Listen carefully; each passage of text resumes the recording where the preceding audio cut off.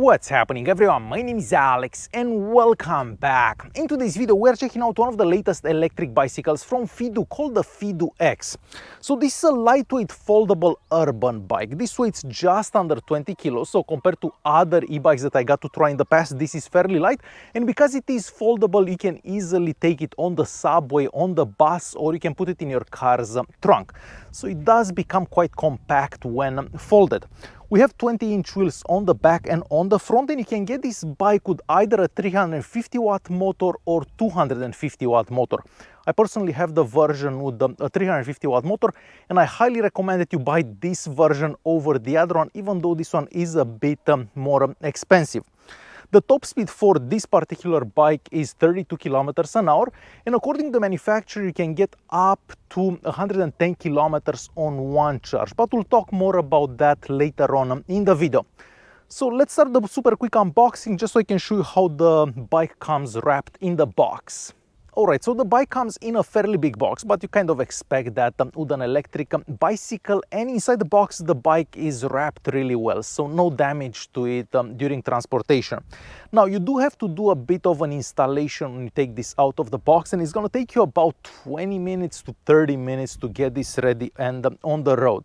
I found that it takes the most time to actually put on the mud guards on the front and on the back, so that takes the longest. But once you put those on, you can take the bike out right away. Alright, so the bike itself looks super unique. This is probably the best looking bike that Fiido made so far. And that has a lot to do with the fact that the battery pack is not located in the frame. So the frame can look a bit different. So the battery pack on this bike is actually right here in the seat post. You're basically sitting on top of the battery pack. This is also removable. So you can take this out if you don't want to leave it in the bike. And this is also lockable. So on the back here, we have a keypad. So you can actually lock the battery inside the bike. So this way nobody's going to be able to steal it. And you can also lock the bicycle with that keypad. So the bike is basically locked up until you put the passcode that you want. The passcode can also be changed out of the box. The passcode is 012345, I believe. So the bike is basically locked up until you put that passcode, and then it turns on. Since we are talking about its foldable design, I might as well show you how this works. So this is the folding mechanism right here. Underneath here we have the safety pin. You basically pull on that, and then you open the latch, and then the bicycle folds. And of course you can fold it all the way, and you're done with it. You can put it back together. This is also foldable here.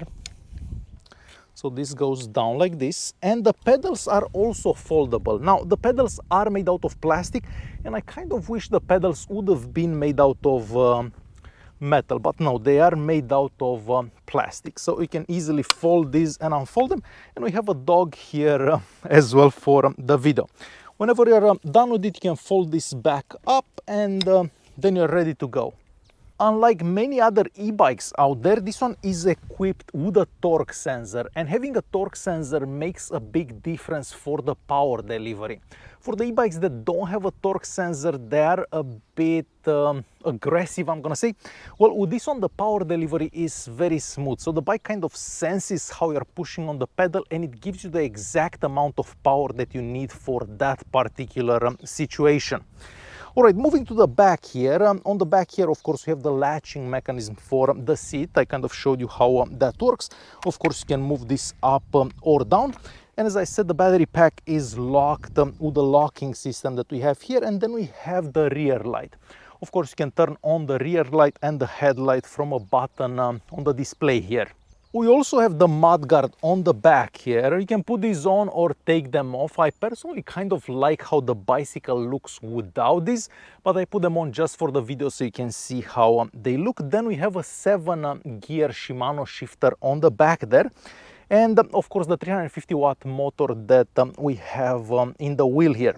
On this other side, we have a disc brake, and this bicycle also has hydraulic brakes.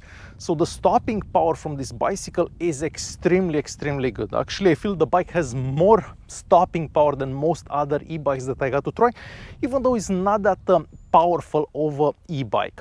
So I feel that even mechanical brakes would have done okay. Moving on to the front of the bicycle, once again we have a plastic mudguard, and once again I feel that if you remove this, the bicycle will look even better. And we have the disc brake there and the same hydraulic braking system that we have on the back. So really good braking on this bicycle. On the front here we have the headlight. The headlight is bright enough to be seen during the day, and at night of course it's powerful enough so it can light the path ahead of you. So good lights on this bicycle. And then we're moving on to the handlebars. So the handlebar is nice and wide, so whenever you're sitting on the bicycle you don't feel cramped. Now the bicycle itself is fairly small, so it depends how tall you are. You may feel a bit too big for it in some situations. I feel that for me personally I do fit on it okay. So the handlebars here are nice and wide. I love the grips here. They don't move at all and they're nice and grippy, I'm gonna say. Of course, we have the shifter on the right hand side here, and shifting up and down gears, no issues whatsoever. I'll actually show you how that works later on when I test out this with the camera on my chest, but we'll see that later. Of course, we have the brake levers here, and then we have the little bell. This is a mechanical bell. And then we have a display. Now, finally, the display can be seen in direct sunlight. With other Fiido bikes that I got to try in the past, you couldn't really see that display if it would be sunny out, but with this one, yes, we can see it. However, the display doesn't show you that much. So you see how much battery you have and the speed that you're doing and the odometer. But other than that, you don't really see much with the display. And of course, the bike also has 3 modes like most electric bikes out there. So the third mode is the most assistance that you're gonna get whenever you're pedaling. And lastly, the seat. So we do have pretty decent padding on the seat, but I feel that I get a bit tired after I ride this for about an hour, so I kind of need a break. So the seat could have been a bit more padded, I'm gonna say. But maybe you can get used to it after you ride a few more times. Alright, so this bike is also a bit different than most other electric bikes that I got to try in the past. So with this one we don't get a throttle, so you cannot go on electricity only, so on the rear motor only. You always have to pedal. As I mentioned, you can choose the assistance level from the little screen here, and we do have 3 levels of assistance. Personally, I ride in level of assistance number 3 because that makes riding much easier. So basically, the more you push on those pedals, the more power the bike will give you. But there is no way to go on this particular bicycle on electric mode only. You always have to pedal. So this makes it more of a conventional bike than an e-bike, I'm gonna say. Alright, so talking about range, so according to the manufacturer, with the model that has the 350 watt motor, so the one that I have here, you can get up to 110 kilometers on one charge. Now for me personally, and the location where I am, because we do have a lot of hills, I'm also a bit heavier than most people, I am able to get around 70 kilometers on one charge, but it really depends on the terrain that you're riding and of course the level of assistance that you're using, because if you're using level of assistance number 3 like me, of course you're gonna be using more power. Now the 350 watt motor, I feel that it has plenty of power for most situations. However, when you start going up hills, on steeper hills, you will feel the burn in your legs because, well, there isn't that much power. So wherever there are steep hills, the bike struggles a bit, but I'm gonna actually take you on a little ride with the camera mounted on my chest so you can see how the bike performs. So with that being said, let me grab that camera. We'll go for a little bike ride. I'll show you how the bike starts up, how it pedals and so on, and I'll show you the riding experience basically. So let me grab that camera and we'll go for a ride. Alright, so let me show you how powering this on works. So we have a power button right here under the seat, so you press that and then you enter the code. I hope you can actually see on the camera. So now the bicycle is on because you heard that beep. We also have the light on there. And I'm not sure if you can actually see the display on the camera. So from the mode button here, we can switch the lights on or off. And from this button, we can switch the modes. So we have 3 modes. So number 1, number 2, and of course number 3. And from here, as I said, you can turn on and off the headlights. All right, so we'll go for a little bike ride. We're in mode 3 right now. So as soon as you start pedaling, the bike will start assisting you.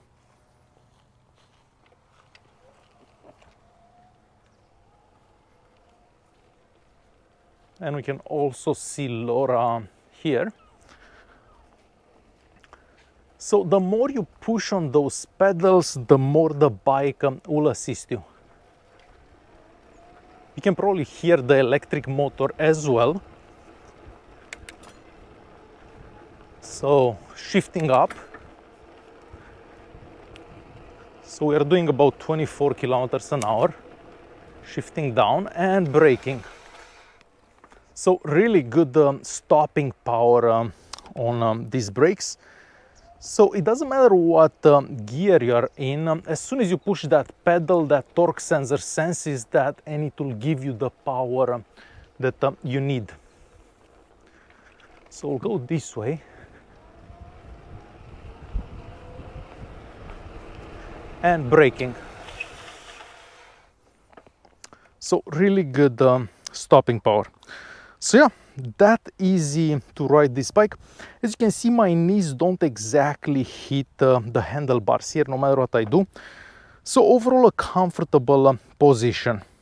Okay, and we're gonna start our hill climbing test. So I am in the second gear and I'm in mode 3, so the maximum level of assistance. Now this is a pretty steep hill here. Most scooters stop around here. So here I do have to put quite a bit of effort to keep pedaling. It's definitely helping me, but a 350 watt motor is definitely not ideal uphill. So now we're in the first gear, and yeah, I do have to put a lot of effort. So this is how this bicycle will climb hills.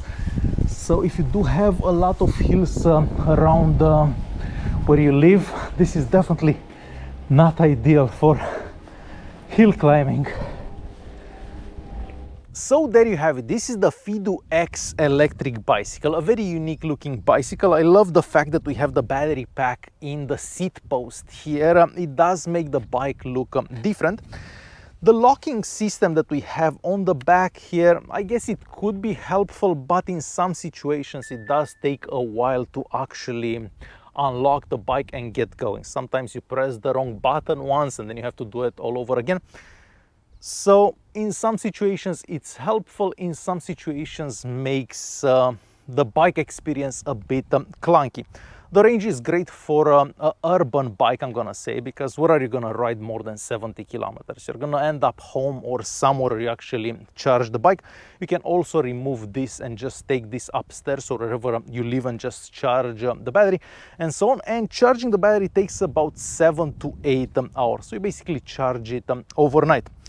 So there you have it. This is the Fiido X electric bicycle. Hopefully you guys enjoyed this video. Thanks for watching and I'll see you in the next one.